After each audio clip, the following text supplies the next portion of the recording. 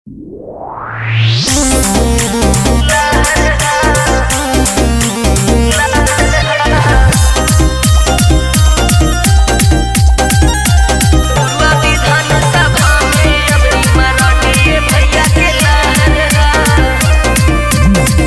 से लेके गुरारू तक चालित भैया के हमरा कहर है।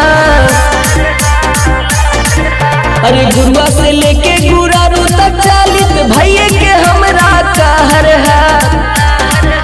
तो गुरुआ विधान सभा में अबरी मरांडी भैया के लहर है।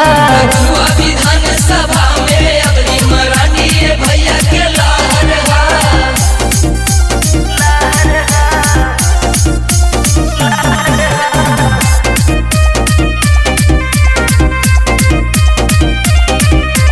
गरीब दुखियन खातिर भैया हमें हो मसीहा। भैया पे चाचा चाची एक बार ध्यान जरूर दिया।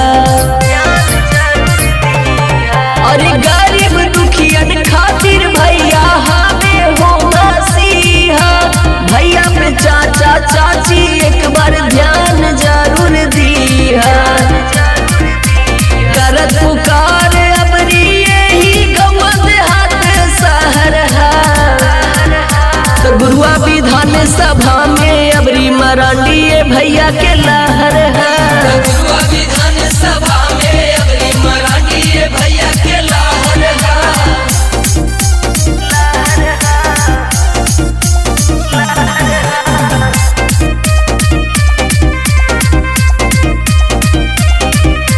गौआ देहात शहर में भैया के चर्चा खूबे होवाई। पोछा हथिन आंसू भैया जब कोई दुख में रोबाई। अरे गौआ